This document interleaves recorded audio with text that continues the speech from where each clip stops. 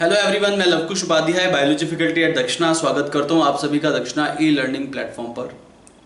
So today I am going to discuss about DT3 Dakshana test number 3 of class 12th।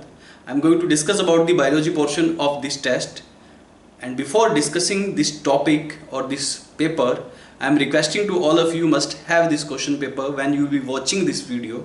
So let's start now. Question number 1 से start करते हैं। देखिएगा question number 1, first of all I am going to discuss about, I am going to start from question number 1, right? Question number 1 से देखिए, in an operon the RNA polymerase binds to, operon system जो है जैसे कि lac operon है, ये मैं discuss कर चुका हूँ आपके साथ मॉलिक्यूलर बेसिस ऑफ इनहेरिटेंस में। ओपेरोन सिस्टम में RNA पॉलीमरेज कहाँ बाइंड होता है, कौन से जीन पे बाइंड होता है? यहाँ पे आपके पास 4 ऑप्शन दिए, regulator, promoter gene, operator gene and constitutive gene, right? चाहे वो लैक ओपेरोन हो या फिर ट्रांसक्रिप्शन हो, आरएनए पॉलीमरेज की जो बाइंडिंग साइट होती है वो होती है प्रोमोटर जीन, राइट? मैंने आपको ट्रांसक्रिप्शनल यूनिट के बारे में पढ़ाया था, तो प्रोमोटर जीन के बारे में भी बताया था मैंने। I already discussed about the promoter genes. तो प्रोमोटर जीन्स जो है लैक ओपेरोन में यानी कि ओपेरोन सिस्टम में भी आरएनए पॉलीमरेज प्रोमोटर जीन से बाइंड करते हैं। क्वेश्चन नंबर 2 देखिए।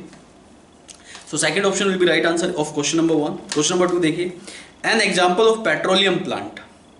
पेट्रोलियम प्लांट क्या होते हैं पहले तो ये पता होना चाहिए, जैसे कि मैं डिस्कस कर चुका हूँ पेट्रोल प्लांट के बारे में पहले भी। पेट्रोलियम प्लांट जो होते हैं, these are the sources of latex which contain the hydrocarbons which is similar to the petrol। तो पेट्रोलियम में जो हाइड्रोकार्बन होता है वो इन प्लांट्स की लेटेक्स में प्रेजेंट होता है और उसके लिए इन प्लांट्स की जो है इनका एग्रीकल्चर प्रोडक्शन किया जाता है। ऐसे प्लांट्स को पेट्रोलियम प्लांट कहते हैं। I already discuss about the petroleum plant. मैंने पेट्रोलियम प्लांट के बारे में आप लोगों को बताया था कि पेट्रोलियम प्लांट जनरली वो पेट्रोलियम प्लांट की कैटेगरी में जनरली वो प्लांट्स आते हैं, राइट? जैसे कि इसका जो एग्जाम्पल मैंने आपको बताया, यूफॉर्बिएसी फैमिली। यूफॉर्बिएसी फैमिली के जितने भी प्लांट हैं वो सब पेट्रोलियम प्लांट में कंसिडर किए जाते हैं। A majority of plants of the Euphorbiaceae family, right, उनका एग्रीकल्चर किया जाता है और उनको पेट्रोलियम प्लांट कहा जाता है। तो देखिए यहाँ पे आपके पास कौन कौन से ऑप्शन दिए, जी मेज, बीटा वल्गैरिस, यूफॉर्बिया लेथाइरस, सोलेनम ट्यूबरोसम। तो इसमें जो आपका आंसर आएगा यूफॉर्बिया जो है, यूफॉर्बिया लेथाइरस, इसको आप पेट्रोलियम प्लांट कहते हैं। तो क्वेश्चन नंबर 2 में third option will be right answer. Question number 3 देखिए, the pioneer country in the production of fuel alcohol is, right? Alcohol produce करने में जो पायोनियर कंट्री माना जाता है वो किसको माना जाता है? सबसे पहले एल्कोहल को एज ए फ्यूल जो इस्तेमाल किया वो किया ब्राजील ने। ब्राजील ने एक प्रोग्राम चलाया जिसको आप बोलते हो प्रो एल्कोहल प्रोग्राम। तो ब्राजील एक ऐसी कंट्री है जिसने जो है इस स्टेप की स्टार्टिंग की, इस स्टेप की शुरुआत की, राइट? यानी कि वहाँ पे अल्कोहल का इस्तेमाल किया जाने लगा, गाड़ियों को चलाने के लिए एज ए फ्यूल इस्तेमाल किया जाने लगा, तो इट वॉज दी ब्राजील। तो यहाँ पे second option will be right answer in question number 3। Question number 4 पे आइए, covalently close circular chromosome is, covalently close circular chromosomes को आप प्लाज्मिड कहते हैं। और प्लाज्मिड क्या है? एक बैक्टीरियल क्रोमोसोम है, एक्स्ट्रा क्रोमोसोमल डीएनए होता है इसमें, ये बैक्टीरियल क्रोमोसोम होता है। तो यहाँ पे क्वेश्चन नंबर 4 में 4 option will be right answer. Question number 5 देखिए, a widely cultivated rice variety which has solved food problems in Asia and has been developed by IRRI यानी कि Indian international rice research institute, Manila, Philippines. देखिए Philippines में rice की semi dwarf variety को develop किया था और rice की जो सेमी ड्वार्फ वैरायटी को डेवलप किया था, the name of that variety was IR36। ये मैं डिस्कस कर चुका हूँ, IR36 आएगा यहाँ पे। तो इसमें क्वेश्चन नंबर 5 में second option will be right answer. Question number 6 देखिए, in a gene bank genetic material is store in the form of, genetic material seeds की फॉर्म में भी हो सकता है या वेजिटेटिव प्रोपेगुल्स की फॉर्म में भी स्टोर हो सकता है। तो यहाँ पे सीड्स और वेजिटेटिव मटेरियल दोनों दिए हैं ऑप्शन में, और ऑप्शन थर्ड दिया है बोथ 1 and 2। तो यहाँ पे third option will be right answer. Seeds और वेजिटेटिव मटेरियल दोनों को आप जेनेटिक मटेरियल की फॉर्म में स्टोर कर सकते हैं। जीन बैंक में genetic material store in the form of seeds and vegetative material both, यानी कि दोनों आंसर आएगा। तो क्वेश्चन नंबर 6 का third option will be right answer. Question number 7 देखिए, व्हाट इज ट्रिटिकेल। ट्रिटिकेल मैंने आपको पढ़ाया था। ट्रिटिकेल जो है ये इंटरजेनेरिक हाइब्रिडाइजेशन है। इंटरजेनेरिक हाइब्रिडाइजेशन में मतलब दो डिफरेंट जीनस के प्लांट्स को आप जो है आपस में क्रॉस करा देते हैं, इंटरजेनेरिक हाइब्रिडाइजेशन बोलते हैं इसको। और triticale is the result of the crossing between wheat and राई। जब आप वीट एंड राई में जो कि दो डिफरेंट जीनस से बिलोंग करते हैं, इन दोनों में क्रॉसिंग कराते हैं, you will get the triticale variety. तो ट्रिटिकेल जो वैरायटी है इट इज एन इंटरजेनेरिक हाइब्रिड। ये क्या है? इंटरजेनेरिक हाइब्रिड है। तो क्वेश्चन नंबर 7 में first option will be right answer. Question number 8 देखिए, number of base pairs in DNA helix around the octamer histone molecule is. इसने बोला है कि हिस्टोन ऑक्टेमर डीएनए हेलिक्स में, देखिए डीएनए हेलिक्स जो होता है अराउंड हिस्टोन ऑक्टेमर, इसने बोला कि कितने नंबर ऑफ बेस पेयर होने चाहिए हिस्टोन ऑक्टेमर के सराउंडिंग में। तो ये मैंने आपको पढ़ाया था 140 से 200 बेस पेयर आएगा, मैक्सिमम 200 बेस पेयर होते हैं हिस्टोन ऑक्टेमर के सराउंडिंग में, राइट, और मिनिमम 140। तो 140 से 200 बेस पेयर जो होते हैं wrap around the histone octamer, histone octamer के सराउंडिंग में रैप होते हैं। तो क्वेश्चन नंबर 8 का first will be the answer 140 to 200 base pair. Question number 9 देखिए, new body of nucleosome consist of. New body of nucleosome, जो new body होती है न्यूक्लियोसोम जिसको आप बोलते हैं, न्यूक्लियोसोम आपको पता ही है, न्यूक्लियोसोम जो है बेसिक यूनिट ऑफ क्रोमेटिन बोला जाता है इसको, राइट। तो न्यूक्लियोसोम में एक स्ट्रक्चर होता है जिसको आप बोलते हैं H1 हिस्टोन, ठीक है। इसके अलावा न्यूक्लियोसोम में हिस्टोन ऑक्टेमर और हिस्टोन ऑक्टेमर के सराउंडिंग में रैप होता है डीएनए। ये न्यूक्लियोसोम की कंपोजिशन होती है। तो यहां पे जो हिस्टोन ऑक्टेमर है इसको न्यू बॉडी भी कहा जाता है। और न्यू बॉडी की जो कंपोजिशन होती है उसमें H2A histone, H2B histone, H3 histone and H4, right. इनको सबको 2 से मल्टीप्लाई कर दो तो 8 यूनिट ऑफ प्रोटीन्स होते हैं ये, H2A, H2B, H3 and H4। यानी कि इस हिसाब से देखा जाए तो इस क्वेश्चन का जो आंसर आएगा बोथ 2 and 3। तो हिस्टोन ऑक्टेमर में न्यू बॉडी होती है H2A, H2B, इसके अलावा H3 एंड H4, इन सब से मिलकर बना होता है और इन दोनों की, इन सब की 2-2 यूनिट होती है। Is that clear? Question number 10 देखिए, super solenoid model of nucleosome has. जो सुपर सोलेनोइड मॉडल होता है न्यूक्लियोइड का, न्यूक्लियोसोम का, उसका डायमीटर कितना होता है? 300 से 700 nm नैनोमीटर होता है, यानी कि nm होता है 300 to 700 nm डायमीटर होता है। तो super solenoid model of nucleosome has 300 to 700 nanometer diameter. तो यहाँ पे जो आंसर आएगा वो आएगा 4th। क्वेश्चन नंबर 10 का 4th will be the answer. Question number 11 देखिए, crossing with wild relatives in beneficial because it helps in the transfer of gene of. जो वाइल्ड रिलेटिव के साथ क्रॉसिंग कराई जाती है वो बेनिफिशियल है। क्यों बेनिफिशियल है? देखिए ऑप्शन पढ़ते हैं, डिजीज रेजिस्टेंट, हाँ जी डिजीज रेजिस्टेंस होते हैं, ये पेस्ट रेजिस्टेंस भी हो सकते हैं और ड्रॉट रेजिस्टेंस भी हो सकते हैं, यानी कि ऑल द अबव। तो ये तीनों ही कैरेक्टर्स आपको वाइल्ड वैरायटी में मिल सकते हैं, इसलिए उनकी क्रॉसिंग कराई जाती है डोमेस्टिकेटेड वैरायटी की वाइल्ड वैरायटी के साथ। तो यहाँ पे क्वेश्चन नंबर 11 में 4th will be the right answer. Question number 12 देखिए, the human genome project as mega project was a 13 years project coordinated by the, right.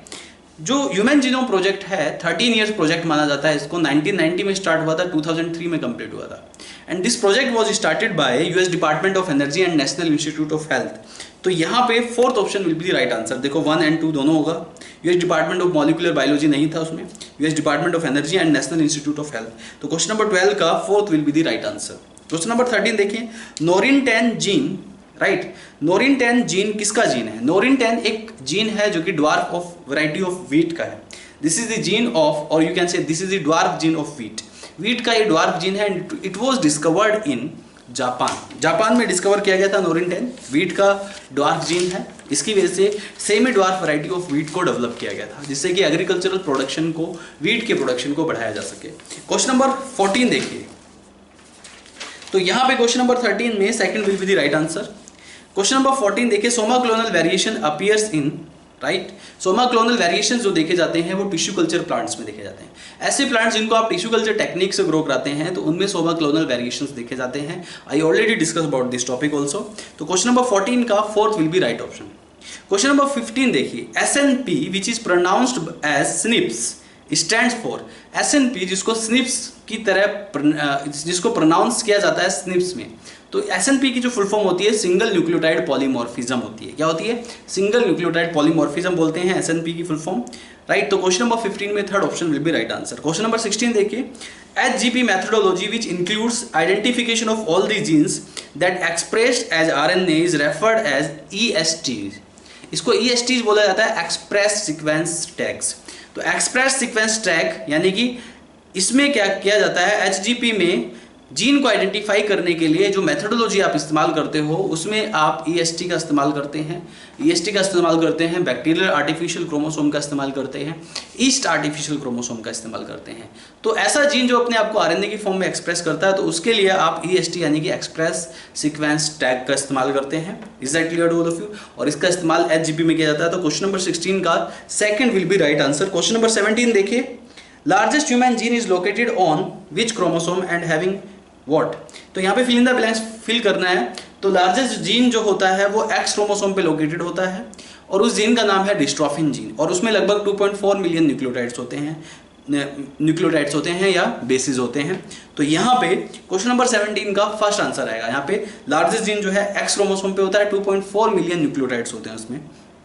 Question number 18 देखिए, the last human chromosome which sequence was completed in May 2006 is.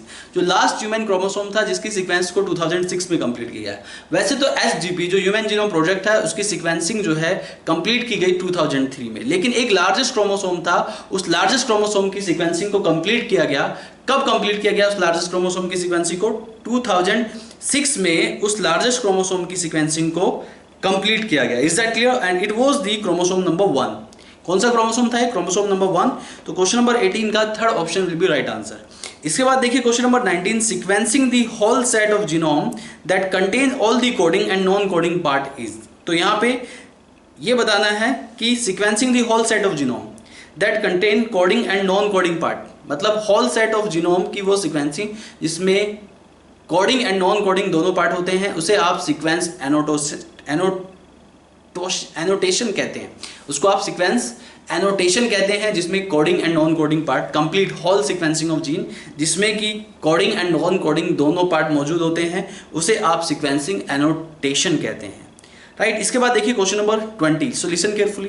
Question number 20, father of DNA fingerprinting Alex Jeffreys. Alex Jeffreys ने इस technique को invent किया, इसलिए उनको father of DNA fingerprinting बोलते हैं। Question number 21 देखिए, फाइंड द इनकरेक्ट मैच। आपको इनकरेक्ट मैच बताना है। नंबर 1 दिया है VNTR, variable number of tandem repeated बोलते हैं इसको, 11 to 60 बेस पेयर, ये बिल्कुल सही है, NCERT का स्टेटमेंट है। इसके बाद सेकंड दिया है SSR। SSR की फुल फॉर्म होती है सिंपल सीक्वेंस रिपीट, और इसमें जो नंबर ऑफ बेस पेयर होते हैं 1 to 6 बेस पेयर होते हैं, लेकिन यहाँ पे 15 to 20 बेस पेयर दिया है। It will be incorrect. तो यहाँ पे इनकरेक्ट पूछा है, तो इस क्वेश्चन का आंसर जो आएगा वो सेकंड आएगा। थर्ड स्टेटमेंट भी देख लेते हैं। सदर्न ब्लॉटिंग, नाइट्रोसेलुलोज पेपर इस्तेमाल किया जाता है सदर्न ब्लॉटिंग में, राइट। DNA के परमानेंट सैंपल बनाने के लिए DNA फिंगरप्रिंटिंग में सदर्न ब्लॉटिंग का इस्तेमाल किया जाता है। Is that clear? DNA की हाइब्रिडाइजेशन करने के लिए, उसके परमानेंट सैंपल को ऑब्टेन करने के लिए। तो ये बिल्कुल सही है। वेस्टर्न ब्लॉटिंग प्रोटीन के लिए की जाती है, ये भी सही है। तो यहाँ पे second option will be incorrect. तो क्वेश्चन नंबर 21 का second will be right answer. Question number 22 देखिए, separation of DNA fragments into bands by electrophoresis is done on. ये यहाँ पे जो जेल इलेक्ट्रोफोरेसिस मेथड है, NCERT की बुक में लिखा है एग्रोस जेल इलेक्ट्रोफोरेसिस बोलते हैं इसको, यानी कि एग्रोस जेल का इसमें इस्तेमाल किया जाता है। इसके अलावा यहाँ पे पॉलीएक्राइल एमाइड जेल का भी इस्तेमाल किया जाता है, पॉलीएक्राइल एमाइड जेल का भी यहाँ पे इस्तेमाल किया जाता है। तो यहाँ पे fourth option will be right, यानी कि बोथ 1 and 2। तो क्वेश्चन नंबर 22 का fourth will be right option. Question number 23 देखिए, pomato is somatic hybrid, allo polyploid, natural mutant, fourth 1 and 2 both. तो यहाँ पे फोर्थ आंसर आएगा। देखिए पोमैटो क्या है, this is the somatic hybrid of potato and tomato. अब वहाँ पे पोटैटो एंड टोमेटो दोनों के क्रोमोसोम इकट्ठा हो जाते हैं, राइट। अगर दोनों के क्रोमोसोम के सेट आपस में आके मिल गए तो एलो पॉलीप्लॉइडी कंडीशन डेवलप होती है। Allo polyploidy I already discuss in mutation वाले टॉपिक में मैं डिस्कस कर चुका हूँ। अगर डिफरेंट सेट्स ऑफ क्रोमोसोम्स एक साथ होते हैं, is that clear to all of you? उस कंडीशन को एलोपॉलीप्लॉइडी बोलते हैं। तो यहाँ पे सोमैटिक हाइब्रिडाइजेशन में एलोपॉलीप्लॉइड कंडीशन भी डेवलप हो जाती है। तो क्वेश्चन नंबर 23 का second will be right answer, right. Question number 24 देखिए, plant part use for culture is called explant. Tissue culture में प्लांट का वो पार्ट जो कि टिश्यू कल्चर टेक्निक में इस्तेमाल किया जाता है उसको आप एक्सप्लांट बोलते हैं। तो एक्सप्लांट से एक नया प्लांट आप डेवलप करा लेते हैं। तो क्वेश्चन नंबर 24 में third answer will be correct answer. Question number 25 देखिए, in gel electrophoresis all the DNA fragments move toward the base of the gel with variable velocities because of. भाई agarose gel matrix में एग्रोजेल जो होता है, gel electrophoresis में आप जो एग्रोजेल का इस्तेमाल करते हैं वो सीविंग इफेक्ट देता है। Are you getting or not? DNA के फ्रेगमेंट्स उसमें मूव करते हैं, लेकिन इसके पीछे रीजन क्या है? यहाँ पे आपको 4 स्टेटमेंट दी है, चारों स्टेटमेंट में से कुछ स्टेटमेंट सही होगी। तो नंबर 1 स्टेटमेंट पढ़िए, डीएनए इज पॉजिटिवली चार्ज, बिल्कुल गलत है। डीएनए एक नेगेटिवली चार्ज मॉलिक्यूल होता है and that moves toward the positively charge anode. एग्रोजेल matrix के एक कॉर्नर पे पॉजिटिवली चार्ज एनोड को फिट कर देते हैं जिससे कि नेगेटिवली चार्ज डीएनए उस पॉजिटिव चार्ज एनोड की तरफ अट्रैक्ट हो सके। तो यहाँ पे ये स्टेटमेंट गलत है, पॉजिटिव चार्ज नहीं होता डीएनए का। सेकंड स्टेटमेंट पढ़िए, डीएनए स्लाइटली नेगेटिवली चार्ज, ये बिल्कुल सही है। डीएनए नेगेटिवली चार्ज होगा तभी वो एनोड की तरफ मूव करेगा। दूसरा point, DNA fragment have different molecular weight. DNA fragments जो हैं सेटअप होते हैं एग्रोजेल मैट्रिक्स में उनके मॉलिक्यूलर वेट के हिसाब से, तो और उनका जो मॉलिक्यूलर वेट होता है वो बिल्कुल डिफरेंट होता है। तो यहाँ पे fourth will be the right option. Question number 25 में fourth will be right option, यानी कि सेकंड एंड थर्ड ऑप्शन दोनों करेक्ट है यहाँ पे, बाकी first option is incorrect. Question number 26, what are the mini satellites? Mini satellites को आप VNTR भी कहते हैं, variable number of tandem repeated sequence बोलते हैं इनको। तो मिनी सैटेलाइट्स को VNTR बोलते हैं। तो क्वेश्चन नंबर 26 का second option will be right answer. Question number 27 देखिए, प्रोटोप्लास्ट फ्यूजन परफॉर्म। जो प्रोटोप्लास्ट फ्यूजन है वो परफॉर्म होता है, पहला ऑप्शन है rapid growth of offspring, second option है सोमैटिक हाइब्रिडाइजेशन, थर्ड ऑप्शन है प्रोडक्शन ऑफ यूजफुल एलोपॉलीप्लॉइड। तो यहाँ पे जो आंसर आएगा फोर्थ ऑप्शन आएगा कि प्रोटोप्लास्ट फ्यूजन जो है सोमैटिक हाइब्रिडाइजेशन में परफॉर्म होता है। इसके अलावा वहाँ पे एलोपॉलीप्लॉइड कंडीशन भी डेवलप होती है, अभी थोड़ी देर पहले भी बताया था मैंने। तो second and third will be both, यानी कि यहाँ पे क्वेश्चन नंबर 27 का fourth option will be right answer. Question number 28 देखिए, international human genome project began in. International human genome project कब स्टार्ट हुआ? International human genome project start हुआ 1990 में। 13 इयर्स का मेगा प्रोजेक्ट था, 1990 में स्टार्ट हुआ था, 2003 में कंप्लीट हुआ था। तो क्वेश्चन नंबर 28 में first will be the right answer. Question number 29 पे आ जाइए, virus free plant can be obtain through. Virus free plant कैसे ऑब्टेन करते हैं? वायरस जो फ्री प्लांट जो है एपिकल मेरिस्टेम कल्चर किया जाता है, यानी कि एपिकल मेरिस्टेम कहाँ पे होता है? शूट टिप पे प्रेजेंट होता है, तो शूट टिप कल्चर भी आप इसको बोल सकते हैं। तो क्वेश्चन नंबर 29 का third option will be right answer. तो वायरस फ्री प्लांट को टिश्यू कल्चर मेथड में आप इस्तेमाल बनाने के लिए आप जो है एपिकल मेरिस्टेम का इस्तेमाल करते हैं, क्योंकि जो एपिकल मेरिस्टेम होता है वो वायरल फ्री होता है। तो उस पार्ट का आप इस्तेमाल करके एक नया प्लांट, वायरस फ्री प्लांट को ऑब्टेन कर सकते हैं with the help of tissue culture method और टिश्यू कल्चर टेक्निक। इसके बाद यहाँ पे क्वेश्चन नंबर 30 देखिए, इन हार्डनिंग प्रोसेस। हार्डनिंग जो प्रोसेस है, मैंने बताया था आपको, जब टिश्यू कल्चर मेथड में प्लांटलेट्स को आप डेवलप कर लेते हैं, तो प्लांटलेट्स को डेवलप करने के बाद आप उसको वहां से सेपरेट करके एग्रीकल्चरल फील्ड में इंट्रोड्यूस करते हैं। लेकिन उस प्लांटलेट्स को इंट्रोड्यूस करते टाइम लाइट का जो लेवल होना चाहिए वो रिड्यूस होना चाहिए, ह्यूमिडिटी हाई होनी चाहिए, ये भी आपको बात याद रखनी है। हार्डनिंग में ये 2 मेजर पॉइंट आपको मेमोराइज करने हैं, याद करने हैं, reduce light and high humidity. तो plantlet is placed in reduce light and high humidity for short time. Short time के लिए उसको रिड्यूस लाइट और हाई ह्यूमिडिटी में रखा जाता है। क्वेश्चन नंबर 30 का first will be the right answer. Question number 31 पे आइए, फाइंड द इनकरेक्ट स्टेटमेंट। आपको इनकरेक्ट स्टेटमेंट फाइंड आउट करनी है। तो देखिए कौन सी स्टेटमेंट इनकरेक्ट होगी यहाँ पे। पहली स्टेटमेंट देखिए, N glycosidic linkage between nitrogenous base and sugar form nucleotide, बिल्कुल गलत दिया है ये। अगर यहाँ पे देखिए नाइट्रोजन बेस और शुगर के बीच में यानी ग्लाइकोसिडिक लिंकेज है, बिल्कुल सही है, लेकिन नाइट्रोजनस बेस और शुगर ये दोनों मिलकर न्यूक्लियोसाइड बनाते हैं, ना कि न्यूक्लियोटाइड। न्यूक्लियोटाइड बनाने के लिए इनको फॉस्फेट भी ऐड करना पड़ेगा। तो यहाँ पे सिर्फ शुगर और नाइट्रोजनस बेस की बात की है।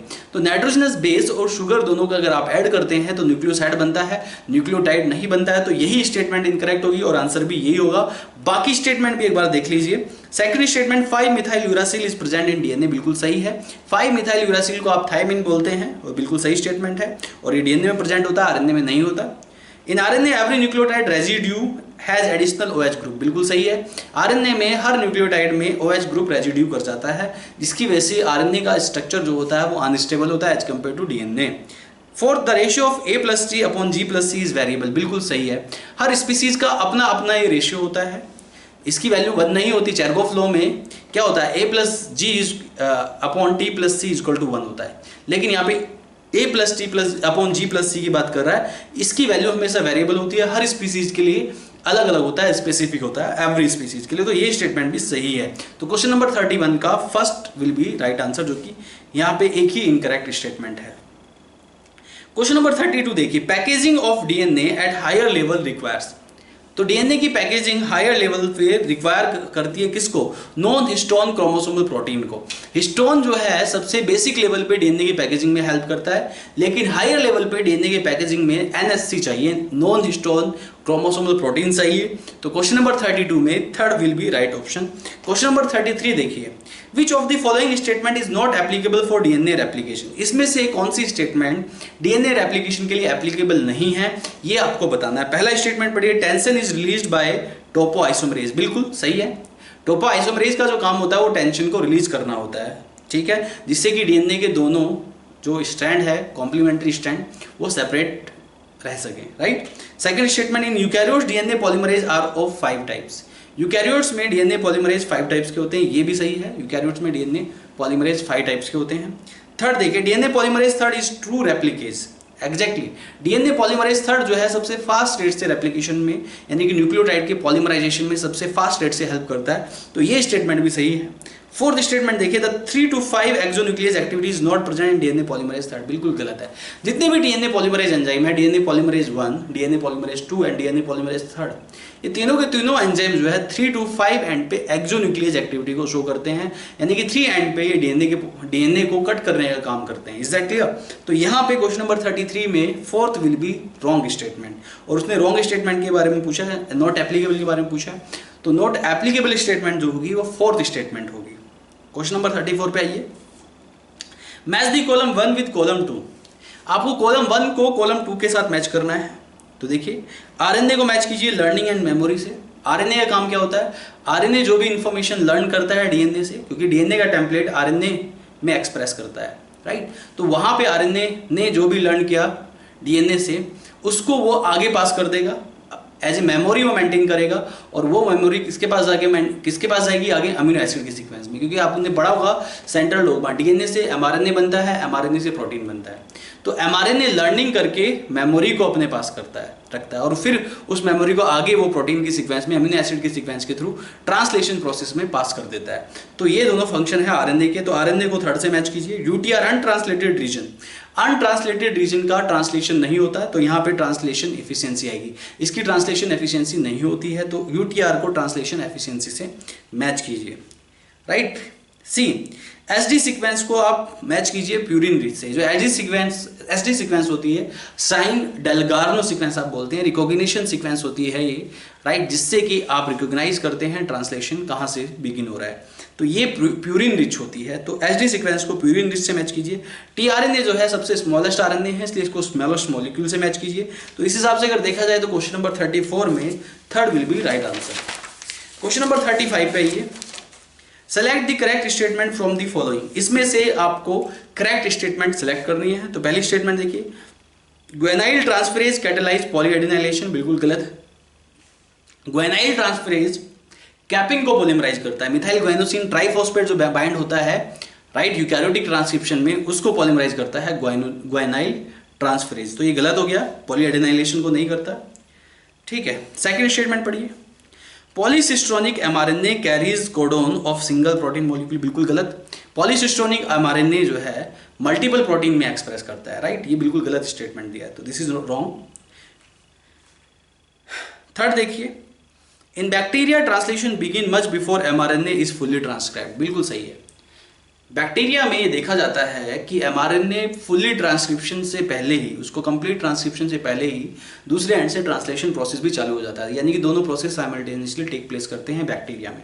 तो ये स्टेटमेंट यहाँ पे बिल्कुल सही है और यही आंसर आएगा, क्योंकि बाकी सारी स्टेटमेंट गलत है। फोर्थ स्टेटमेंट देखिए, all exons have GU at 5 and AG at 3 end, ये बिल्कुल गलत स्टेटमेंट है, this is not compulsory.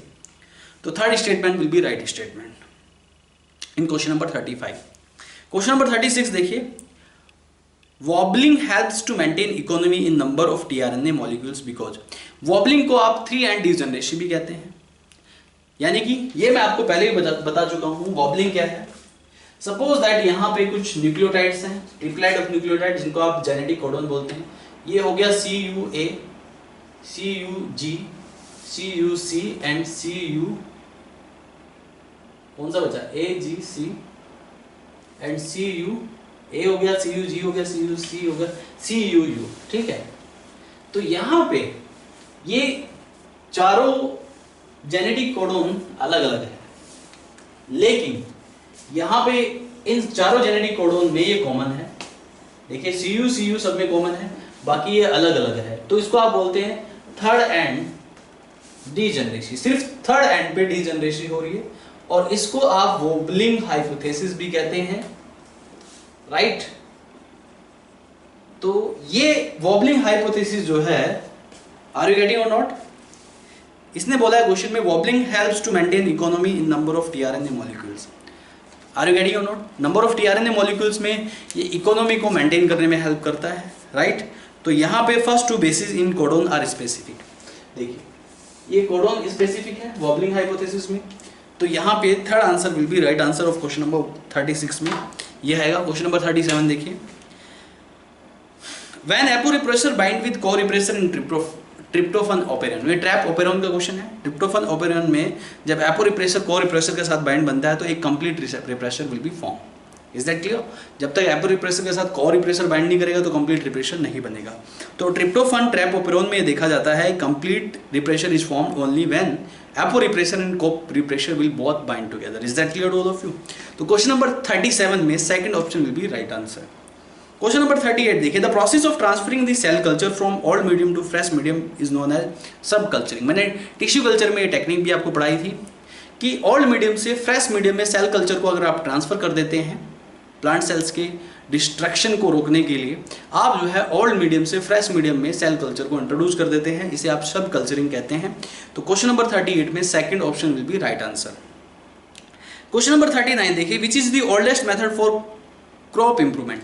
Crop improvement के लिए जो ओल्डेस्ट मेथड माना जाता है वो माना जाता है सिलेक्शन।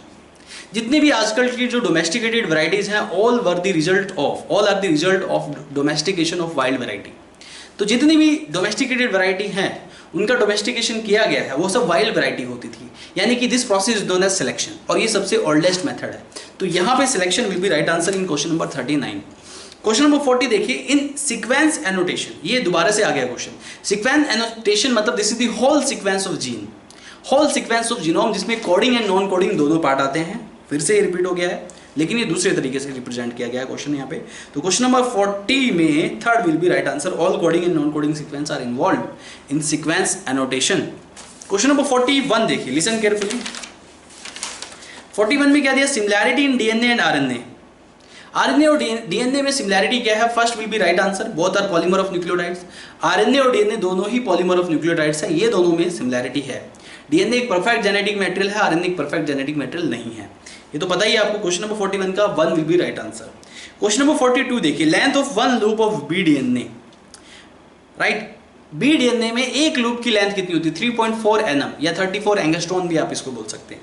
ये सारी मैंने आपको ए डीएनए, बी डीएनए, सी डीएनए, डी डीएनए, सारे टाइप के डीएनए की जो लूप की लेंथ है, हेलिक्स लेंथ भी आप इसको बोलते हैं, ये सब मैं आपको लिखवा चुका हूँ। ये 3.4 nm यानी कि इसको आप 34 एंगस्ट्रॉन भी बोल सकते हैं। तो बी डीएनए में 3.4 nm आएगा। तो क्वेश्चन नंबर 42 में first will be right option. Question number 43 देखिए, एटीपी क्या है? एटीपी एक न्यूक्लियोटाइड है, adenosine triphosphate. Is that clear? This is a kind of nucleotide, even this is energy currency also. तो यहाँ पे 43 में first will be right answer. In 3 dimensional view the molecule of tRNA is, molecule of tRNA 3 dimensional में L shape structure होता है, वहीं 2 dimensional में वो क्लोवर लीफ लाइक स्ट्रक्चर होता है। टीआरएनए के 2 टाइप के स्ट्रक्चर देखे जाते हैं। 3 डायमेंशनल, जब वो 3 डायमेंशनल होता है तब एल शेप स्ट्रक्चर होता है, और जब वो 2 डायमेंशनल होता है तब उसका जो स्ट्रक्चर होता है वो क्लोवर लीफ लाइक स्ट्रक्चर होता है। इसके बाद विच of the following is initiation codon, इसमें से कौन सा एक इनिशिएशन कोडोन है? UAG, AUC, AUG, CCU। तो इन चारों में से इनिशिएशन कोडोन जो होगा AUG होगा। आई already discuss in genetic codon. AUG जो है उसके ड्यूअल फंक्शंस होते हैं, ड्यूअल फंक्शंस ऑफ AUG, वो मिथेनाइन के लिए भी एक्सप्रेस होता है और वो एक इनिशिएटर कोडोन भी है, यानी कि ऐसा कोडोन है जहां से ट्रांसलेशन स्टार्ट होती है। तो AUG यहाँ पे इनिशिएटर कोडोन होगा। क्वेश्चन 45 का third will be right option. Question 46 देखिए, method of DNA replication in which 2 strand of DNA separates and synthesize new strand. भाई डीएनए रेप्लिकेशन का जो मेथड होता है उसको सेमी कंजर्वेटिव रेप्लिकेशन मेथड बोलते हैं। एग्जैक्टली क्या होता है कि डीएनए के दोनों स्ट्रैंड सेपरेट हो गए and both strand act as parental strand, और उसके साथ एक न्यूली सिंथेसाइज स्ट्रैंड आके बैंड हो जाता है। तो वहां पे पेरेंटल डीएनए से 2 डीएनए बन गए, लेकिन जो 2 डॉटर डीएनए बने हैं उसमें पेरेंटल स्ट्रैंड भी मौजूद है, यानी कि ये क्या हुआ? सेमी कंजर्वेटिव हुआ। कंजर्वेटिव मतलब ओल्ड, पुराना। Is that clear all of you? तो पुराना मतलब पेरेंटल। तो यहाँ पे जो न्यू डीएनए आया है उसमें half of the DNA will be, यानी कि एक डीएनए स्ट्रैंड जो होता है वो पेरेंटल होता है। That's why this is called semi conservative replication of DNA. तो यहाँ पे क्वेश्चन नंबर 46 में third will be right option. Question number 47 देखिए, in which stage of cell cycle DNA replication occurs. कौन सी स्टेज में, सेल साइकिल कौन सी स्टेज में डीएनए रेप्लिकेशन टेक प्लेस करता है? एस फेज में टेक प्लेस करता है। Everybody know about this, everybody knows about this S phase, यानी कि सिंथेसिस फेज। क्वेश्चन नंबर 48 देखिए, extra nuclear DNA is found in, extra nuclear DNA यानी कि इसको एक्स्ट्रा न्यूक्लियर इनहेरिटेंस भी बोलते हैं, ये एक्स्ट्रा न्यूक्लियर इनहेरिटेंस को भी परफॉर्म करता है, and this is present in chloroplast and mitochondria. Chloroplast and mitochondria को सेमी ऑटोनोमस सेल्स ऑर्गेनल्स भी बोलते हैं। इनको सेमी ऑटोनोमस सेल ऑर्गेनल्स इसलिए बोला जाता है क्योंकि इनके पास खुद का डीएनए है। तो ये जो डीएनए होता है न्यूक्लियस में नहीं होता, ये क्लोरोप्लास्ट और माइटोकॉन्ड्रिया में होता है, इसलिए इन दोनों को सेमी ऑटोनोमस सेल ऑर्गेनल कहा जाता है। तो यहाँ पे आएगा chloroplast and mitochondria. Question number 48 का second will be right option. Question number 49 देखिए, which of one of the following triplet codes is correctly matched with its specificity for an amino acid in protein synthesis or as start or stop codon। इसमें पूछा है कि यहाँ पे काफ़ी सारे codon दिए हैं और उन कोडोन की स्पेसिफिसिटी बतानी है आपको, और कौन सा कोडोन यहाँ पे सही स्पेसिफिसिटी के साथ दिया है। देखिए यहाँ पे क्वेश्चन नंबर 49 में 4 ऑप्शन दिए हैं। देखिए फर्स्ट ऑप्शन में दिया है, क्वेश्चन नंबर 49 की बात कर रहा हूँ मैं, क्वेश्चन नंबर 49 फर्स्ट ऑप्शन में दिया है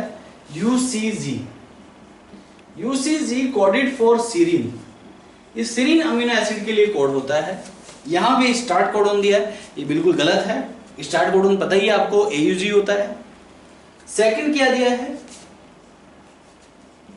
UUU, this is coded for phenyl alanine amino acid. तो यहाँ पे ये भी गलत दिया है। UUU ये स्टॉप कोडोन नहीं होता है। स्टॉप कोडोन मैंने 3 बताए थे आपको, UAA, UAG एंड UGA। उल्लू आ गया एंड उल्लू गया। UAA, UAG and UGA। तो ये भी गलत हो गया यहाँ पे। थर्ड ऑप्शन देखिए, UGU, दिस इज ल्यूसीन के लिए दिया है जबकि ये सिस्टीन के लिए होता है, तो ये भी गलत हो गया। फोर्थ ऑप्शन जो है यहाँ पे क्या दिया है? UAC, टायरोसिन के लिए। इसके लिए टायरोसिन के लिए, तो ये बिल्कुल सही है। This is completely right. UAC जो है express into the tyrosine, this is right option. Question number 50 पे आ जाइए। During translation initiation in prokaryotes A GTP molecule is needed in. देखिए यहाँ पे 4 ऑप्शन दिए हैं। क्वेश्चन नंबर 50 का third option will be right. देखिए जब 30S mRNA फॉर्माइलेटेड मिथियोनाइन tRNA के साथ बाइंड करता है उस टाइम पे GTP रिक्वायर्ड होती है। मैंने आपको ट्रांसलेशन प्रोसेस डिटेल में कराया है। GTP कब रिक्वायर्ड होती है? जब mRNA tRNA के साथ बाइंड करता है। उस बाइंडिंग के लिए यहाँ पे क्या चाहिए? GTP चाहिए। और इस tRNA को आप क्या कहते हैं? एक्टिवेटेड tRNA, एंड बैक्टीरिया में फॉर्माइलेटेड मिथियोनाइन tRNA होता है। Is that clear? तो फॉर्माइल मिथियोनाइन tRNA होता है ये। Is that clear? और जब ये mRNA की 30S mRNA के साथ बाइंड करता है, इज दैट क्लियर, तब यहाँ पे इसको GTP की रिक्वायरमेंट होती है। तो क्वेश्चन नंबर 50 का third will be right option. Question number 51 देखिए, degeneration of a genetic code is attributed to the. Degeneration कौन से जेनेटिक कोडोन में कौन से बेस पे देखा जाता है? थर्ड बेस पे देखा जाता है। इसको थर्ड बेस डीजनरेसी बोलते हैं। तो third member of A codon आएगा। तो क्वेश्चन नंबर 51 में fourth will be right option. Third and पे जो होता है, is that clear? Third base degeneracy बोलते हैं इसको आप, राइट? तो थर्ड मेंबर ऑफ कोडोन आएगा। तो क्वेश्चन नंबर 51 में fourth will be right option. Question number 52 देखिए, what would happen if in a gene encoding A polypeptide of 50 amino acid 25th codon UAU is mutated to UAA. Is that clear? ध्यान दीजिए, इसने बोला है कि 50 amino acid की एक polypeptide chain है। ध्यान दीजिएगा, कितने अमीनो एसिड की?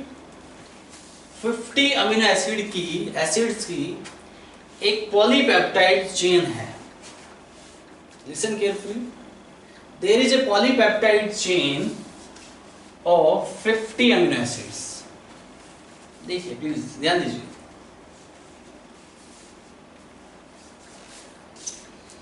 अमीनो एसिड कितने हैं? 50 amino acid. Suppose that this is the amino acid number 1, this is amino acid number 2। यहाँ पे सॉरी ये कौन सा है? 50 अमीनो एसिड है, 50th है। This is first, this is 15th। यहाँ पे 25th अमीनो एसिड है। 25th से पहले कौन सा होगा? 24। 25th के बाद कौन सा होगा? 26। इसने बोला है कि 25th पे कोडोन कौन सा था? UAU। ये नॉर्मल था, ये अमीनो एसिड के लिए एक्सप्रेस होता है। लेकिन अब क्या हुआ? अब ये हुआ कि UAU में म्यूटेशन हो गया, और म्यूटेशन होने के बाद पहले कंडीशन ये थी, बिफोर पहले कंडीशन ये थी। अब आफ्टर क्या होता है कि इसमें म्यूटेशन होने के बाद ये क्या हो गया? UAA। आप जानते हैं UAA क्या है? स्टॉप कोडोन है। अगर यहां पे इसकी जगह UAA स्टॉप कोडोन आ गया तो वहीं पे ट्रांसलेशन प्रोसेस रुक जाएगा। तो 25th जो अमीनो एसिड बन रहा था वो नहीं बनेगा, क्योंकि उसकी जगह पे क्या आ गया? स्टॉप कोडोन आ गया। यानी कि उससे पहले जो 24 अमीनो एसिड हैं वो बनेंगे या नहीं बनेंगे? वो तो बनेंगे, क्योंकि 25th पे स्टॉप कोडोन हो जाता है। मैंने आपको ट्रांसलेशन प्रोसेस में पढ़ाया था कि जहां पे भी स्टॉप कोडोन आ जाता है वहीं पे ट्रांसलेशन प्रोसेस रुक जाता है। तो 25th पोजीशन पे यहां पे म्यूटेशन हो गया और स्टॉप कोडोन बन गया, और जैसे ही स्टॉप कोडोन बनेगा तो वैसे ही वहां पे ट्रांसलेशन रुक जाएगा। लेकिन उससे पहले 24 अमीनो एसिड जरूर बनेंगे। तो उस हिसाब से देखा जाए तो क्वेश्चन नंबर 52 का first will be right answer. A polypeptide of 24 amino acids will be form, क्योंकि 25th पे स्टॉप कोडोन आ गया, और जैसे स्टॉप कोडोन आ जाएगा वैसे ही प्रोसेस स्टॉप रुक जाएगा। Is that clear all of you? और उसके आगे प्रोसेस कंटिन्यू नहीं होगा, क्योंकि वो रुक गया है। तो सिर्फ यहाँ पे 24 अमीनो एसिड बनेंगे। तो क्वेश्चन नंबर 52 का first option will be right answer. Question number 53 देखिए, during transcription the DNA site eight which RNA polymerase binds is called. Transcription के टाइम पे जो डीएनए आरएनए पॉलीमरेज एंजाइम है वो प्रोमोटर जीन के साथ अटैच होता है, ये आपको पता ही है। तो यहाँ पे क्वेश्चन नंबर 53 में first will be right answer. Question number 54 देखिए, during transcription if the nucleotide sequence of the DNA strand that is being coded, right, DNA strand की वो सीक्वेंस जो कि being coded यानी कि उसको आप टेम्पलेट स्ट्रैंड भी कहेंगे, then the nucleotide sequence in mRNA would be, यहाँ पे आपको टेम्पलेट सीक्वेंस दी है। DNA की कौन सी सीक्वेंस कोडेड होती है? Template sequence. किसमें? mRNA में कोडेड होती है। तो यहाँ पे ये टेम्पलेट सीक्वेंस दी है। ये ट्रांसक्रिप्शन यूनिट वाले टॉपिक का क्वेश्चन है। तो क्वेश्चन नंबर 55 की बात कर रहा हूं मैं, 54 की बात कर रहा हूं। तो यहाँ पे जो टेम्पलेट सीक्वेंस दी है ATACG, यहाँ पे ये टेम्पलेट सीक्वेंस दी है। कोडिंग सीक्वेंस देखो क्या होगी? एडेनिन किसके साथ बाइंड होता है? थाइमिन के साथ। ये एडेनिन, ये थाइमिन, CG है, ये यहाँ पे CG है, ठीक है। तो यहाँ पे C आएगा तो यहाँ पे क्या आएगा? G, यहाँ पे G आएगा तो यहाँ पे आएगा C। तो ये कोडिंग स्ट्रैंड हो गया। तो डीएनए का टेम्पलेट स्ट्रैंड दिया है जिसको कोडेड होना है, जो कोडेड होता है आरएनए में। आरएनए जिसके साथ कॉम्प्लीमेंट्री बनाता है उसे टेम्पलेट स्ट्रैंड बोलते हैं, या डीएनए का वो स्ट्रैंड जो कोडेड हो रहा है। Is that clear? तो ये टेम्पलेट है, कोडिंग स्ट्रैंड ये हो गया। आपको एमआरएनए का स्ट्रैंड निकालना है। एमआरएनए का जो स्ट्रैंड होता है that is similar to coding strand. जो कोडिंग स्ट्रैंड है वो एमआरएनए का स्ट्रैंड है, लेकिन आपको याद होना चाहिए कि एमआरएनए में थायमिन नहीं होता है, तो थायमिन की जगह बस यूरासिल लगा दो, बाकी एज इट इज हो जाएगा UAUGC। थायमिन की जगह यूरासिल को रिप्लेस कर दीजिए, ए हो गया एमआरएनए। तो देखिए यही आंसर आएगा UAUGC। क्वेश्चन नंबर 54 का third will be right answer. Question number 55 देखिए, the following ratio is generally constant for a given species. Given species के लिए कौन सा रेशियो कांस्टेंट होगा? तो यहाँ पे थर्ड आएगा आंसर G+C/A+T, या इसको आप ऐसे भी लिख सकते हैं A+T/G+C। ये कांस्टेंट होता है हर स्पीसीज के लिए, स्पेसिफिक होता है, और ये हर स्पीसीज के लिए कांस्टेंट होता है। यहाँ पे आप चेरगोफ लॉ लगा दीजिए। चेरगोफ लॉ जो होता है एग्जैक्टली वो क्या होता है, वहाँ पे A+G/C+T=1 होता है, बट ये भी चेरगोफ रूल्स में आता है ये, ठीक है। तो यहाँ पे G+C/A+T ये स्पेसिफिक होता है हर स्पीसीज का, और ये हमेशा कांस्टेंट रहता है। तो क्वेश्चन नंबर 55 में भी थर्ड आंसर आएगा। क्वेश्चन नंबर 56 देखिए, the latest technique to produce the child is GIFT. The full form of GIFT, ये रिप्रोडक्टिव हेल्थ का क्वेश्चन डाल दिया इन्होंने गलती से, बट कोई बात नहीं, रिवाइज हो जाएगा। जिफ्ट जो है आपका उसमें भी दिया हुआ है, strategies for enhancement in food production, तो ये उस चैप्टर से आप रिलेट कर सकते हैं, ठीक है। तो जिफ्ट की फुल फॉर्म आपको बतानी है। तो जिफ्ट की फुल फॉर्म क्या होती है? Gamete intrafallopian transfer. तो यहाँ पे जो आंसर आएगा वो आएगा 2, gamete intrafallopian transfer. Question number 56 में 2। क्वेश्चन नंबर 57 पे आइए, which one is fungal disease in silkworm. Silkworm में मैंने डिजीज लिखवाई थी, आपको एक डिजीज लिखवाई थी मस्कार्डाइन। मस्कार्डाइन जो है एक फंजल डिजीज है सिल्क वॉर्म में, और वो एक फंजाई की वजह से होती है, जिस फंजाई का नाम है स्पाइकेरिया। यहाँ पे जो मस्कार्डाइन एक डिजीज है सिल्क वॉर्म में। क्वेश्चन नंबर कौन सा है ये? 57। सिल्क वॉर्म में एक बीमारी है मस्कार्डाइन बोलते हैं, ये एक फंजल इन्फेक्शन है, एक फंजाई जिसका नाम है स्पाइकेरिया।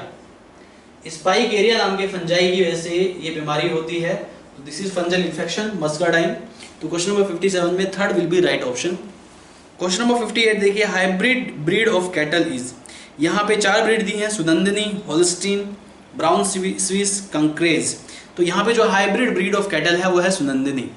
ये मैंने आपको पढ़ाया था, सुनंदनी को जो डेवलप किया गया इस हाइब्रिड कैटल को, ये केरला में डेवलप किया। वहाँ की लोकल ब्रीड्स को होल्स्टीन फ्राइसियन के साथ क्रॉस कराया, ब्राउन स्विस के साथ क्रॉस कराया, राइट। तो इन सब के साथ क्रॉस कराने के बाद सुनंदनी को डेवलप किया, होल्स्टीन फ्राइसियन और brown Swiss. Is that clear all of you? इनके साथ और इवन जर्सी ऑल्सो, इन तीनों टाइप की हाई क्वालिटी मिल्क काऊ की क्रॉसिंग कराई गई।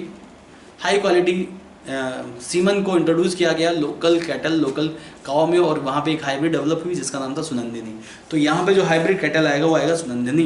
तो क्वेश्चन नंबर 58 का first will be right answer. Question number 59 देखिए, लाइव स्टॉक रेफर्स टू। जो लाइव स्टॉक है उसको आप क्या कहते हैं? थर्ड ऑप्शन देख लीजिए, third option will be right answer, domesticated animals which are kept for use और प्रॉफिट।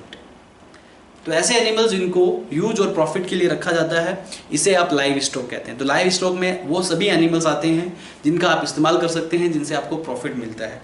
तो क्वेश्चन नंबर 59 का third will be right answer. Question number 60 पे आइए, cattle breeds in India are classified into. India में cattle breeds को 3 types में classify किया जाता है। इसमें आती है मिल्च ब्रीड। मिल्च ब्रीड का मतलब ये है जिसको मिल्क प्रोडक्शन के लिए पाला जाता है, जिसका हाई मिल्क प्रोडक्शन होता है। दूसरा ड्रॉट ब्रीड, जिससे लेबर वर्क ज़्यादा कराया जाता है। Is that clear all of you? Drought breed है। और तीसरा होता है जनरल यूटिलिटी ब्रीड, यानी कि दोनों ही पर्पज़ के लिए जिसका इस्तेमाल किया जाता है। Is that clear all of you? Labour work के लिए भी और मिल्क प्रोडक्शन के लिए भी। तो यहाँ पे क्वेश्चन नंबर 60 में आएगा third answer. Is that clear all of you? Question number 61 देखिए, tick mark the incorrect match. आपको इनकरेक्ट मैच फाइंड आउट करना है। पहला मैच देखिए, Gir, red Sindhi and Deoni, milch breed है, ये बिल्कुल सही है। ये मैं आपको ब्रीड्स लिखवा चुका हूँ, आपने याद किए होंगे।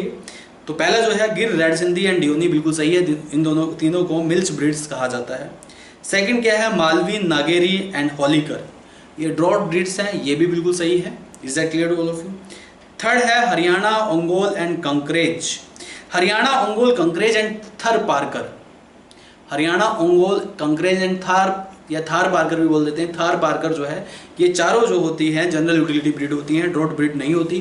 तो ये इनकरेक्ट मैच हो गया। तो क्वेश्चन नंबर 61 में third will be right option, right. Fourth सही दिया है, थार पार्कर, कंकरेज एंड ओंगोल ये जनरल यूटिलिटी ब्रीड्स हैं, ठीक है। तो third will be right option, right answer, यानी कि यहाँ पे इनकरेक्ट मैच देखना है आपको, ये बिल्कुल इनकरेक्ट मैच दिया हुआ है। Is that clear all of you? Question number 62 पे आइए। विच of the following animal disease is caused by virus? यहाँ पे चार ऑप्शन दिए हैं, चारों में से बताना है कि कौन सी बीमारी वायरस की वजह से होती है। एंथ्रेक्स जो होती है बेसिलस एंथ्रेसिस की वजह से होती है, ये एक बैक्टीरियल इन्फेक्शन है। राइंडर पेस्ट जिसको आप कैटल प्लेग भी बोलते हैं, ये वायरल इन्फेक्शन है। तो यही आंसर आएगा, ये एक वायरस की वजह से होती है और उस वायरस का नाम है राइंडर पेस्ट मोरबिली वायरस। ये लिखवा चुका हूँ मैं आपको, राइंडर पेस्ट मोरबिली वायरस। तीसरा है टिक फीवर। टिक फीवर जो है ये टिक की वजह से, टिक के ट्रांसमिशन की वजह से फैलता है और ये जनरली बैक्टीरियल होता है। कोकिडियोसिस ये जो है इमेरिया नाम का एक एल्गी होता है। तो इमेरिया ये एक एल्गल इन्फेक्शन है। Is that clear all of you? और ये बर्ड्स में होता है। किसमें होता है? ये बर्ड्स में। Is that clear? तो यहाँ पे वायरल इन्फेक्शन सिर्फ एक ही है, राइंडर पेस्ट, और इसको कैटल प्लेग भी कहते हैं, जो कि राइंडर पेस्ट मोरबिली वायरस की वजह से होता है। इसके बाद क्वेश्चन नंबर 63 देखिए, listen carefully. Now see question number 63। Following are the steps in MOET means multiple ovulation embryo transfer technology program for herd improvement in which a cow has been administered hormone with FSH like activity। Multiple ovulation embryo transfer technology में generally इसका जो purpose होता है वो ये होता है heard production obtain करना। एक बार में बहुत सारे प्रोजेनी लाइव स्टॉक को बढ़ाने के लिए हम इस टेक्निक का इस्तेमाल करते हैं। यहाँ पे काऊ को FSH दिया जाता है, एडमिनिस्टर्ड किया जाता है। FSH यानी कि फॉलिकुलर स्टिमुलेटिंग हार्मोन, और फॉलिकुलर स्टिमुलेटिंग हार्मोन का क्या काम होता है? That induce super ovulation. आगे पढ़िए। What is the correct sequence of steps from A to D? A से D में आपको सीक्वेंसिंग सेट करनी है और कुछ नहीं करना। बहुत ही आसान क्वेश्चन है। देखिए पहला देखिए, instead of one egg which it normally produces per cycle, female cow with the hormone injected it produces 6 to 8 eggs। बिल्कुल सही है, यही पहला सीक्वेंस में सबसे पहला यही आएगा। तो एक ए पे नंबर 1 लिखिए। इसके बाद देखिए नंबर 2 जो स्टेटमेंट होगा वो होगा C, it is either mated with elite bull और आर्टिफिशियली इंसेमिनेटेड। बात समझ में आ रही है? नंबर 3 पे होगा fertilize eggs at 8 to 32 cell stage are recovered non surgically. And number 4 पे होगा ट्रांसफर टू सरोगेट मदर। तो ये सीक्वेंशियल प्रोसेस है। सबसे पहले FSH हार्मोन को इंट्रोड्यूस किया जाता है। जब FSH हार्मोन को एडमिनिस्टर्ड कर देते हैं उसके बाद एक एग की बजाय 6 to 8 एग्स प्रोड्यूस होते हैं। Is that clear? उसके बाद जो सेकंड पॉइंट है, उसके बाद आप क्या करते हैं? आप जो है उन एग्स का फर्टिलाइजेशन कराते हैं। या तो उस काऊ को आप किसी लाइट बुल के साथ मेटिंग कराएंगे, या फिर वहाँ पे आर्टिफिशियल इंसेमिनेशन परफॉर्म करते हैं। आर्टिफिशियल इंसेमिनेशन का मतलब ये है कि वहाँ पे आप सीमन को, बुल के सीमन को, सुपीरियर बुल के सीमन को इंट्रोड्यूस करते हैं।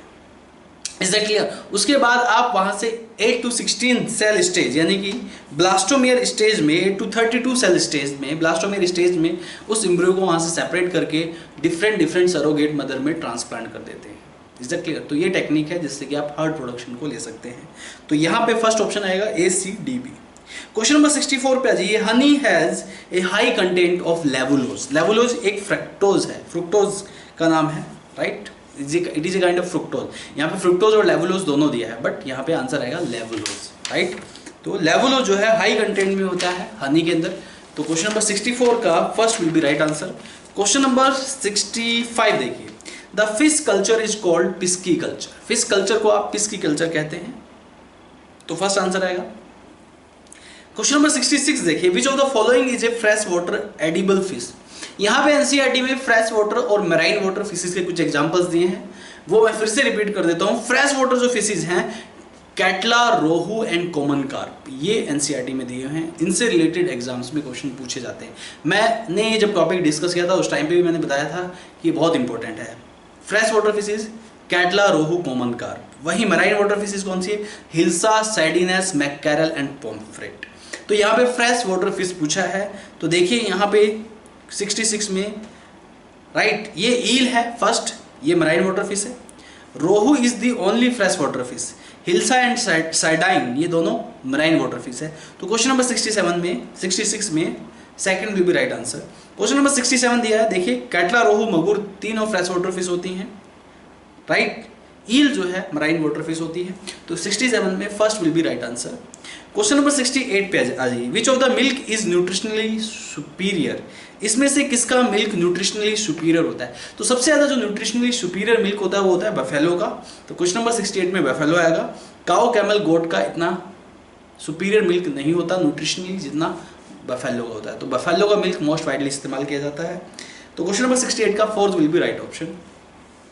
Question number 69, bee keeping is known as apiculture, bee keeping को आप एपीकल्चर कहते हैं। तो 69 में fourth will be right option. Question number 70 देखिए, pure line breed refers to homozygosity only, pure line breed आप डेवलप करते हैं तो प्योर लाइन ब्रीडिंग में आप क्या करते हैं, सेल्फिंग कराते हैं बार बार। तो उससे क्या होता है कि जो सुपीरियर कैरेक्टर्स हैं वो एक्सपोज हो जाते हैं और वो होमोजाइगोसिटी की वजह से एक्सपोज होते हैं। वो सुपीरियर रिसेसिव कैरेक्टर्स भी हो सकते हैं। तो होमोजाइगोसिटी डेवलप हो जाती है इन ब्रीडिंग में, ठीक है बेटा। तो यहाँ पे pure line breed homozygosity only आएगा। क्वेश्चन नंबर 70 में third will be right option.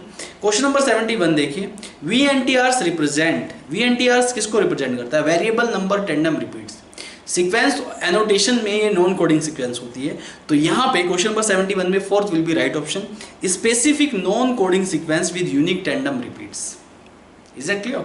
इसे आप VNTR कहते हैं। ये DNA फिंगरप्रिंटिंग में इसका इस्तेमाल किया जाता है। किसी भी पर्टिकुलर पर्सन को आइडेंटिफाई करने के लिए उसकी आइडेंटिटी जो है VNTR से आप कंफर्म करते हैं। तो ये नॉन कोडिंग सीक्वेंस होती है जिसमें कि टेंडम रिपीट्स होते हैं। Is that clear? तो क्वेश्चन नंबर 71 में fourth will be right option.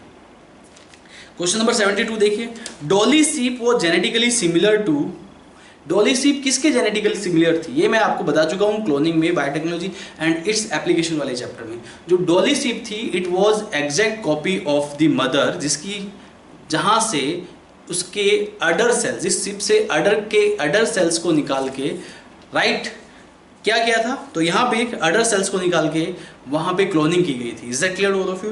तो यहाँ पे जो आंसर आएगा क्वेश्चन नंबर 72 में सेकंड आएगा, the mother from which nucleus of udder cells was taken. तो डॉली सीप किसकी क्लोन थी, उस मदर की क्लोन थी जिसकी अडर सेल्स से, राइट, अडर सेल्स को निकाला गया था और उसकी क्लोनिंग की गई थी। तो क्वेश्चन नंबर 72 में सेकंड ऑप्शन आएगा। क्वेश्चन नंबर 73 देखिए, how does a bacterial cell protects its own DNA from restriction enzyme. मैंने बताया आपको कि जो रेस्ट्रिक्शन एंजाइम है, a majority of restriction enzymes isolated from the prokaryotic cell और द बैक्टीरिया। जितने भी रेस्ट्रिक्शन एंजाइम्स हैं उनको प्रोकैरियोटिक सेल से या बैक्टीरिया से आइसोलेट किया जाता है। Is that clear? और रेस्ट्रिक्शन एंजाइम क्या होते हैं, वो DNA को स्पेसिफिक साइट से कट करते हैं। तो अब बात ये आ जाती है कि अगर रेस्ट्रिक्शन एंजाइम बैक्टीरिया में होते हैं तो वो उसके DNA को भी काट सकते हैं। जब रेस्ट्रिक्शन एंजाइम की डिस्कवरी हुई थी उस टाइम पे, राइट, मॉडिफिकेशन एंजाइम्स की भी डिस्कवरी हुई थी, राइट, जिसको आप क्या कहते हैं, यहाँ पे इसका काम होता है मिथाइलेशन। तो मिथाइलेशन हो जाता है बैक्टीरिया में, इसकी वजह से बैक्टीरिया अपने आप को प्रोटेक्ट कर लेता है। तो यहाँ पे आएगा first answer, by adding methyl group. Methylation का मतलब क्या होता है, दो मैकेनिज्म डिस्कवर किए गए थे, एक तो रेस्ट्रिक्शन मैकेनिज्म और दूसरा मिथाइलेशन। मिथाइलेशन में क्या करते हैं, adding methyl groups to adenine and cytosine, जिससे कि वो रेस्ट्रिक्शन एंजाइम से अपने आप को प्रोटेक्ट कर लेता है। तो मिथाइल को ऐड करके एडेनिन और साइटोसिन में बैक्टीरिया जो है अपने आप को रेस्ट्रिक्शन एंजाइम से प्रोटेक्ट करने का काम करता है। तो क्वेश्चन नंबर 73 का first will be right option. Question number 74 पे आइए, all cells contain the same genetic information, why can't cells other than stem cell differentiate into various tissue. देखिए, आपकी बॉडी में जितनी भी सेल्स हैं सभी में जेनेटिक इंफॉर्मेशन है, सभी में जीन्स हैं, लेकिन स्टेम सेल्स ही डिफरेंशिएट हो पाती है, अदर सेल डिफरेंशिएट नहीं हो पाती है। तो इसका जो आंसर आएगा ऑप्शन नंबर 4 आएगा। देखिए, as cells develop some genes are turn off permanently. माना कि सभी सेल्स में जीन्स हैं, लेकिन सभी सेल्स के जीन हर जगह एक्सप्रेस नहीं करते हैं, वो डिफरेंशिएटेड नहीं होते हैं, क्योंकि उनके जो जीन्स हैं, कुछ जीन्स ऐसे होते हैं जो डिफरेंशिएशन में हेल्प करते हैं, सेल्स के बनने के बाद परमानेंटली ऑफ हो जाते हैं, टर्न ऑफ हो जाते हैं। तो क्वेश्चन नंबर 74 का fourth will be right answer.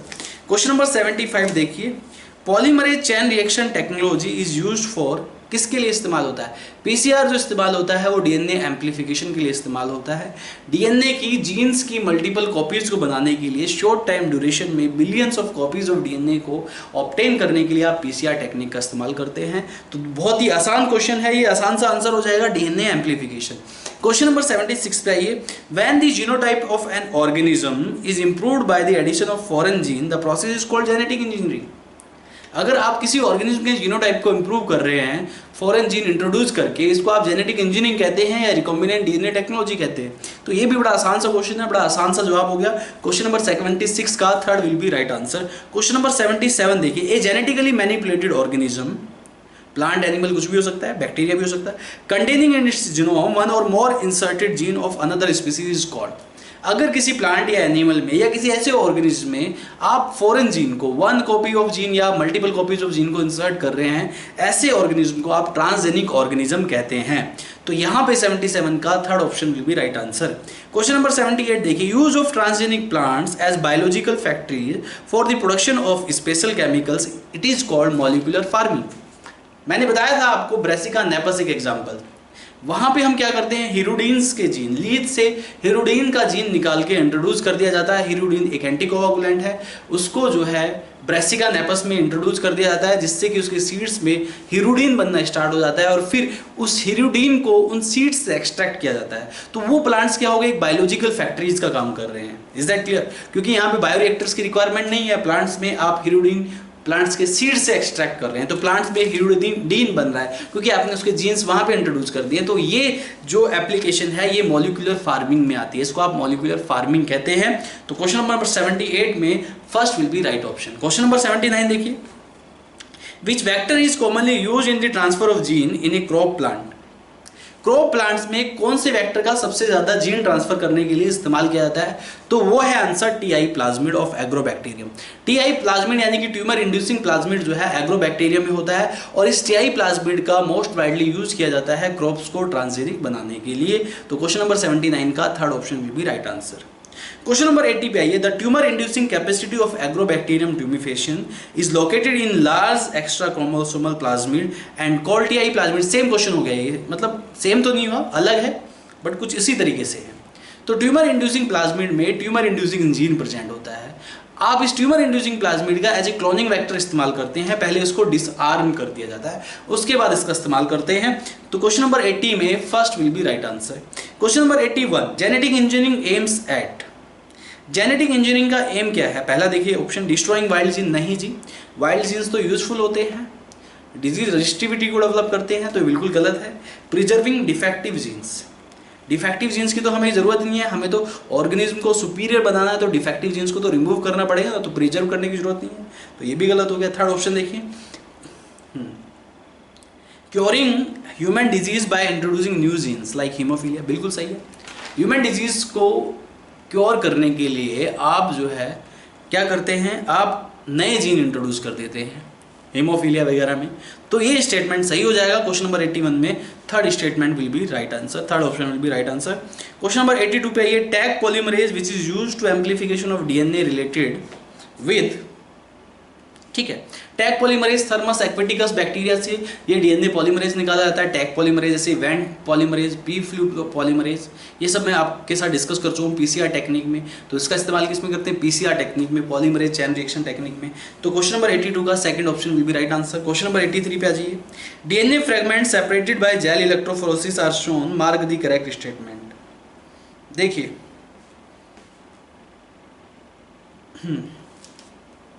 तो यहाँ पे ये डायग्राम देखिए, पहले लिसन केयरफुली। यहाँ पे ये एग्रोजेल मैट्रिक्स दी है, देखिएगा प्लीज, लिसन केयरफुली।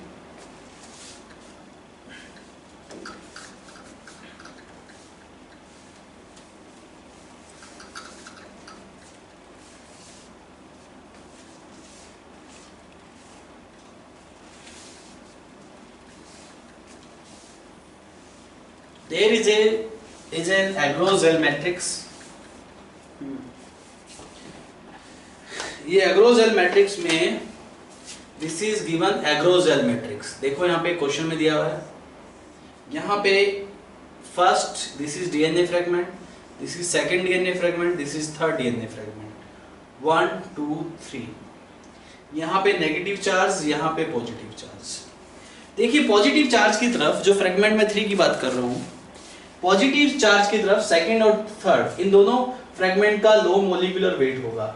जिसका मोलिकुलर वेट जितना ज्यादा कम होगा वो डीएनए फ्रेगमेंट उतना ज्यादा एनोड, पॉजिटिव चार्ज एनोड की तरफ जाएगा, क्योंकि उसका मोलिकुलर वेट कम है। Is that clear? और इसका मोलिकुलर वेट ज्यादा है, इसलिए ये ऊपर की साइड है।